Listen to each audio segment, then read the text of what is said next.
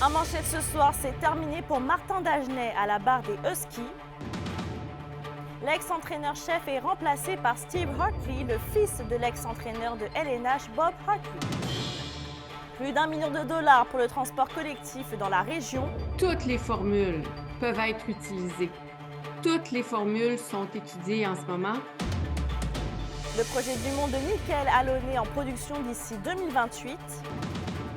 Et des bénévoles financent des équipements non médicaux en Abitibi-Ouest et à Amos. On peut acheter des civières, des chaises roulantes, en répondre à tous les besoins divers, peu importe le département, que ce soit en oncologie, en chirurgie.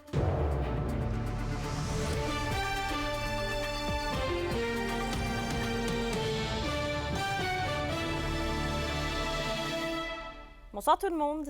Avant de commencer ce bulletin, alors que les séries éliminatoires ne sont même pas encore arrivées dans la LHJMQ, on a appris un gros changement chez les Huskies.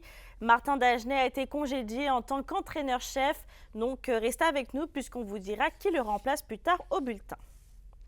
Bon, maintenant, plus d'1 million de dollars sont accordés par le gouvernement du Québec pour relancer le transport collectif et adapté en Abitibi-Témiscamingue.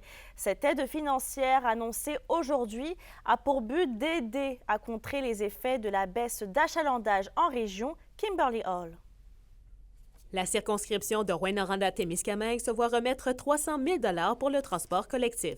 Le même montant est accordé pour l'Abitibi-Est. Daniel Bernard, député de Rouyn-Noranda-Témiscamingue, voit ce financement de bon œil étant donné que les organismes de transport ont des coûts d'opération plus importants qu'avant. À partir de 2025, donc, il y a 2 programmes pour le transport adapté collectif, puis ils vont être en renouvellement. Donc, le gouvernement suit vraiment la situation de près pour la prochaine enveloppe budgétaire, que les sommes soient adéquates pour maintenir et développer le service. En Abitibi-Ouest, une somme plus importante est investie avec un montant de 450 000 $.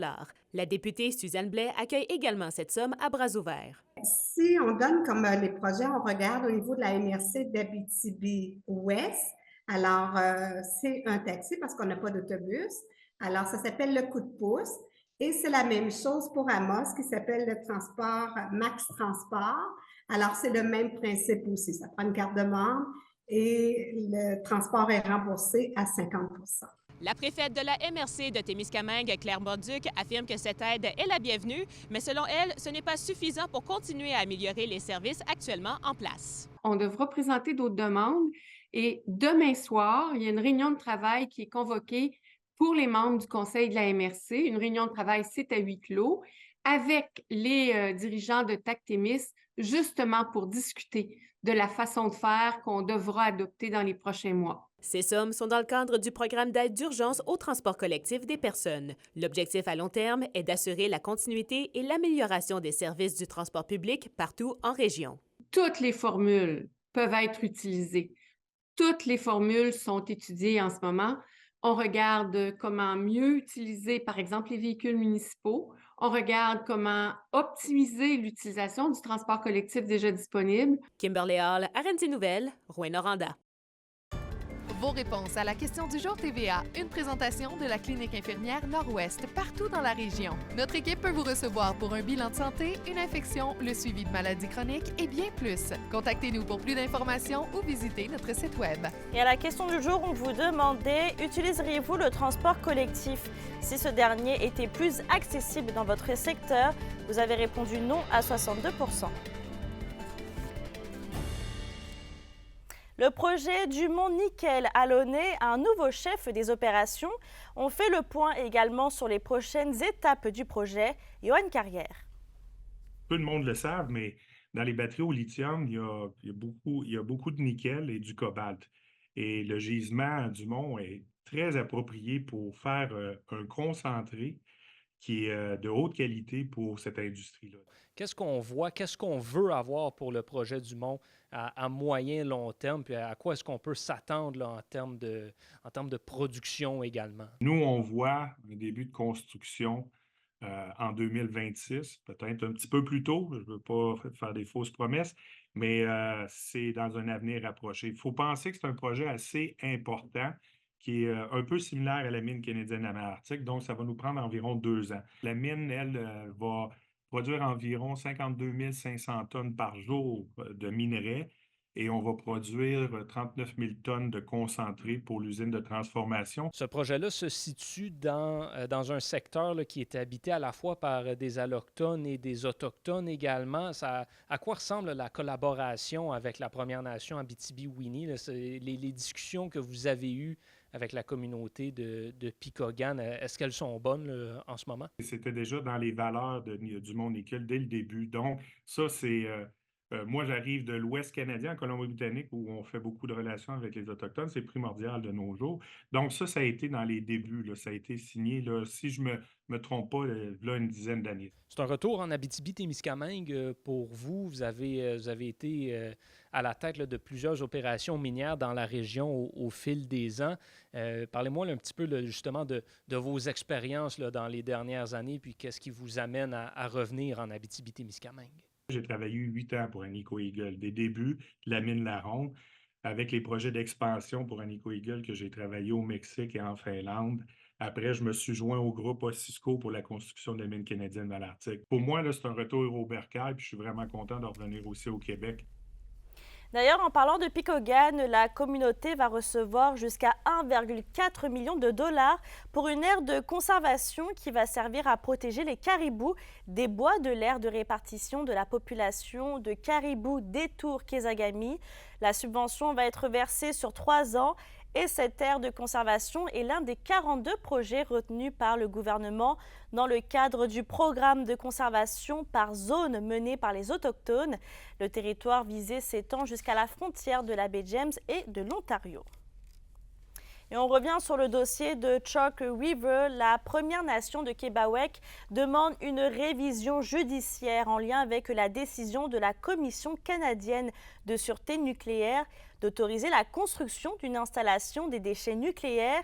La communauté autochtone est d'avis que la CCSN n'a pas respecté son obligation de la consulter dans ce dossier. Du côté de Ville-Marie maintenant, le retour d'un centre aquatique dans la ville semble de plus en plus probable et un pas de plus justement dans cette direction a été réalisé récemment. Et Alexandre, vous avez rencontré les porteurs du projet. Oui, Mélissa, c'est l'organisme Le Complexe des eaux profondes qui travaille sur le projet d'un retour de piscine dans le nord du Témiscamingue. Je le rappelle, Ville-Marie est présentement orpheline d'un centre aquatique, et ça depuis que celui qui se trouvait dans les sous-sols de l'hôtel de ville avait fermé ses portes en 2019.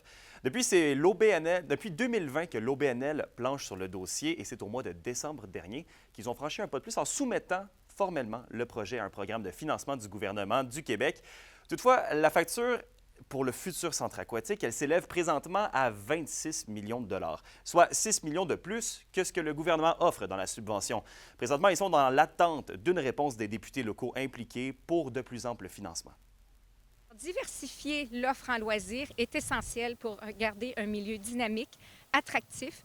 Alors ça, c'est un autre enjeu. Puis, on peut dire que l'ensemble de la population est derrière nous. Mais si tout va bien, nous, on pense que déjà vers la fin de 2025, on devrait pouvoir commencer la construction avec une ouverture pour 2026. Donc, c'est un endroit qui est parfait pour avoir une piscine parce que ça fait partie du circuit de sport. Je pourrais dire c'est près d'une école primaire, c'est près d'une école secondaire. Et Alexandre, même s'il y a une piscine actuellement à Témiscamingue, le manque d'installation à Ville-Marie pose quand même plusieurs enjeux. Hein? Oui, tout à fait. Madame Lessard me parlait notamment d'enjeux de sécurité, soit d'apprendre aux jeunes écoliers à nager et former des futurs sauveteurs. On parle également d'un pouvoir de rétention et d'attraction pour la population locale. Si les loisirs sportifs, c'est une compétence qui relève des municipalités, le projet d'un retour est chaudement supporté par la MRC du Témiscamingue. Selon la préfète Claire Bolduc, Lorrainville avait également été envisagé pour l'accueil d'un centre aquatique. On peut l'écouter. Le comité et les élus ont privilégié l'installation à Ville-Marie. Question de facilité, question d'accessibilité, question de complémentarité avec d'autres services également. Le projet important, c'est celui de la piscine pour le moment, mais l'enjeu pour toutes les municipalités, c'est l'entretien, c'est le maintien des installations sportives dont elles disposent actuellement. Politiquement parlant, nos élus au Québec et au Canada doivent comprendre qu'on n'est pas des colonnes de chiffres. Il y a des personnes, quand on parle de 16 000 de population qui résident, qui habitent sur le territoire ici, on habite le territoire, on y vit et on veut en vivre, ça veut dire qu'arrêtez de nous compter. Le complexe des eaux profondes devrait avoir une réponse pour sa demande de financement d'ici 4 à 6 mois. On demeure évidemment attentif aux prochaines étapes du projet. Absolument. Merci, Alexandre. Au plaisir. En santé, les observations de l'Association québécoise des médecins pour l'environnement démontrent dans le document « Cadre de référence pour un air sain » qu'on a sous-estimé la pollution atmosphérique. L'organisation exige de nouvelles normes, une refonte de l'indice acceptable et une refonte de sa gestion. Yvon Moreau. Cette qualité de l'air difficile, là, c'est pas seulement en Abitibi-Témiscamingue que ça se passe, là. C'est généralisé, hein? Oui, en fait, l'Association québécoise des médecins pour l'environnement a publié hier un cadre de référence en vue d'une stratégie nationale sur la qualité de l'air qui a été co-signé en fait par 14 organisations médicales, des fédérations du domaine de la santé, etc. Donc, c'est beaucoup de professionnels de la santé qui sortent en appui avec la reconnaissance, en fait, que la pollution de l'air, c'est un enjeu qui est important, qui est possiblement, en fait, qui a été négligé et sur lequel on peut agir. À ce moment-ci, à travers le monde, on n'est pas les seuls, mais il y a à peu près 99% de la population mondiale qui respire quotidiennement un air qui dépasse les recommandations de l'Organisation mondiale de la santé. L'arrivée du cadre de référence pour un air sain, ça prouve pour vous l'urgence de la situation? Bien, l'urgence de la situation, oui, mais aussi la nécessité d'agir. Puis en fait, ce qu'on documente dans notre cadre de référence, c'est une panoplie de mesures qui peuvent être entreprises à la fois au niveau gouvernemental, mais aussi dans des institutions de santé, etc., pour répondre aux enjeux de qualité de l'air. Puis dans les derniers mois, ce qu'on a vu au Québec, c'est quand même un changement dans la façon dont on discute de ces enjeux-là, entre autres menés par des batailles à Rouyn-Noranda, mais on l'a vu aussi à Limoilou, à Québec, même à Arvida, au Saguenay.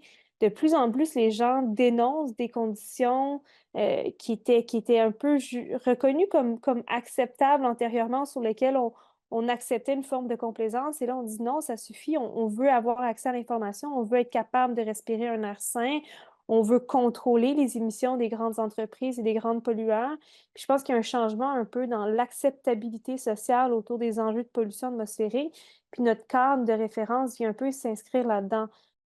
L'indice boursier minier au TVA Nouvelle 18h est une présentation de GFM Groupe Financier. Dirigeants d'entreprises et particuliers, fiez-vous aux experts de GFM pour vos placements, assurances de personnes et assurances collectives. Car pour vous, ils vont au-delà de la finance. Le Centre de la petite enfance, le vol du Phénix de Rouyn-Noranda, a dévoilé ce matin la programmation musicale de son souper concert bénéfice. Ça se déroule le 27 avril prochain. Plus de détails dans un instant. Les SADC de l'Abitibi-Témiscamingue et du nord du Québec vous présentent la bonne nouvelle économique TVA. Située à Pressac, l'entreprise Audacieuse Évasion offre depuis un an de la location d'hébergement d'exception flottant et sur glace et des équipements sportifs. Les propriétaires Sonia Houle et Raphaël Landry investissent 555 000 $ pour acquérir 2 chalets luxueux entièrement équipés, accueillant pour la nuitée jusqu'à 6 personnes. Les SADC, partenaires de l'économie de la région. Depuis 45 ans déjà, des auxiliaires bénévoles recueillent des fonds dans différents établissements du CIS de l'Abitibi-Témiscamingue. Et plus récemment, ce sont les départements d'imagerie médicale d'Abitibi-Ouest et d'Amos qui ont pu bénéficier de leurs services. Qu'Emilia La Liberté. On peut acheter des civières, des chaises roulantes, en répondre à tous les besoins divers. En offrant de leur temps, des auxiliaires bénévoles ont permis l'optimisation de salles d'imagerie médicale dans les hôpitaux d'Amos et de La Sarre. Avec une donation de 6 400 $, de nouveaux équipements non médicaux ont pu être installés. La chaise pédiatrique, en fait, c'est destiné évidemment là, aux enfants pour qu'ils puissent avoir des examens en imagerie médicale en toute sécurité. Puis la table à langer, bien évidemment, c'est pour pouvoir changer les enfants aussi en toute sécurité là, dans les salles d'examen. Les principales sources de financement proviennent des ventes dans les boutiques des hôpitaux d'Amos et de La Sarre, ainsi qu'avec la location des chambres à la Maison des aurores boréales de Macamic. Jacqueline et Sylvie font d'ailleurs partie de ces volontaires qui offrent quelques heures par semaine à l'hôpital d'Amos. C'est agréable, les gens ils sont contents qu'on soit là, ils apprécient nos services. on est bien fiers, c'est les collations en oncologie. À chaque jour, les patients qui reçoivent des traitements en oncologie peuvent profiter de nos belles galettes, puis nos muffins, puis un breuvage. J'adore ça. Je viens ici une fois par semaine sûr, puis des fois 2 fois dans la semaine. Et j'aime vraiment côtoyer tout le monde qu'on voit ici. En 45 ans, les auxiliaires bénévoles du CIS de l'Abitibi-Témiscamingue ont distribué plus de 710 000 $ en dons et en achats d'équipements. C'est quand même plusieurs dizaines de personnes qui œuvrent quotidiennement, 365 jours par année, sont toujours disponibles. Elles donnent de leur temps. Donc ça, on parle des auxiliaires bénévoles, mais il y a plein d'autres possibilités dans l'organisation aussi, là, que ce soit dans les CHSLD. Il y a des gens qui offrent du transport automobile aussi. Donc, vraiment, les possibilités sont multiples. Les auxiliaires poursuivent leur bénévolat dans les différents secteurs du CIS de l'Abitibi-Témiscamingue. D'ailleurs, un don de 8 600 $ est prochainement prévu pour le secteur d'Amos. Kémilia La Liberté, RNC Nouvelles, Amos. Le maire d'Amos, justement, Sébastien Dastou, participe à la 2e édition de Survivor Québec aux Philippines. Et en plus de réaliser un rêve personnel, Sébastien Dastou souhaite offrir une vitrine pour sa ville. Et il s'engage d'ailleurs à remettre une compensation en don pour la communauté à son retour. C'est M. Pierre Dehaye, maire suppléant, qui va reprendre le relais durant son absence. La chronique culturelle vous est présentée par Bruno et Jasmin Leclerc, denturologistes. Des cliniques à la fine pointe de la technologie pour vous servir à La Sarre et à Amos. Stéphanie Chantal Lacroix est de passage dans la région avec sa conférence « Maintenant ou jamais se choisir ». Oui, Mélissa, c'est ce printemps que la belle Chantal Lacroix entreprend sa tournée. On va avoir plusieurs dates, écoutez, en Abitibi-Témiscamingue, le 18 mars au Noranda Hôtel Spa de Rouyn, le 19 mars au Forestel de Val-d'Or. Elle nous présente sa conférence qui a pour mission d'aller à la rencontre des gens pour les inspirer, les motiver également et les énergiser. Elle a très, très hâte de vous y voir. Moi aussi, je suis contente. Surtout qu'on s'en va finalement dans votre coin depuis le temps que je rêve d'y aller. Moi, il y a 4 ans, j'ai amorcé une quête de bien-être qui a fait l'objet d'une série documentaire à Canal Vie qui s'appelait « Maintenant ou jamais ». Je te dirais que c'est pas que j'étais malheureuse dans ma vie, mais j'étais visiblement pas heureuse dans toutes les sphères de ma vie. Et à partir de là, j'ai entamé une quête de bien-être qui m'a amenée à rencontrer au-dessus d'une trentaine de professionnels dans différents domaines. Et j'ai découvert aussi, pendant ma quête, à un moment donné, que j'avais une propension même à la dépression. Et pourtant, je suis un bout en train, tu sais, mais souvent, les gens qui ont une dépression, c'est pas qu'ils sont faibles, c'est autrement, c'est le contraire, ils ont essayé d'être forts trop longtemps, tu sais. Et j'ai rencontré donc plein de gens qui m'ont donné des outils concrets pour m'aider à non seulement reconnecter à moi, à reconnecter à mon essence. Fait que il y a tout un volet dans ma conférence où j'explique comment le faire, comment le mettre en pratique pour que les gens puissent vivre la vie qu'ils se sont imaginés. Et Stéphanie, le CPE, le vol du Phénix de Rouyn-Noranda, a dévoilé ce matin la programmation musicale de son concert bénéfice, de son souper-concert, oui, bénéfice. Oui, Mélissa, les billets sont en vente à partir du 15 février chez Musique Mignot. L'événement est en collaboration, petit rappel, avec Production Noran Blues. Ça va se dérouler le 27 avril prochain au centre de congrès. Avec l'argent amassé, on a le CPE qui espère le développement au maximal de leur tout petit. On a le groupe Vintage Rock de la Sarre White Road qui va assurer la première partie de la soirée. Et pour la formation suivante, laissez place, mesdames et messieurs, à BSSR Sympathic Reunion. Le BSSR Sympathic Reunion, ce sont tous des pionniers de la scène québécoise. On a qu'à penser à Jess Smallwood, qui a participé à plus de 300 CD ou albums enregistrés. Il y a Régent Lachance, qui a été guitariste principal de John Hallyday sur une période de 5 ans. Il y a Breen Leboeuf, guitariste-chanteur, surtout connu avec Offenbach. C'est une rencontre festive aussi avec, entre amis, avec un spectacle. Je pense que c'est déjà alléchant. Les objectifs cette année, le premier, c'est l'aménagement de la cour extérieure. Se permettre une ressource, en fait, qui va pouvoir supporter les enfants avec des besoins particuliers. La dernière chose, c'est de se procurer des équipements pour pouvoir faire des sorties en plein air. Le but étant de mettre de l'avant l'approche privilégiée par le CPE, donc la pédagogie par la nature. Et pour terminer, mesdames et messieurs, on fait un petit retour sur la gagnante de la Loto Santé 50-50 AT du mois de janvier. Félicitations à Madame Elisabeth Rodrigue qui remporte 12 650 $ pour participer. Vous pouvez visiter la page Facebook de la Fondation Santé de Rouyn-Noranda. Le prochain tirage aura lieu le 14 février. La meilleure des chances. Alors que la saison n'est même pas encore finie, les Huskies de Rouyn-Noranda décident de se départir de leur coach Martin Dagenet. On vous dit qui est son remplaçant après la pause.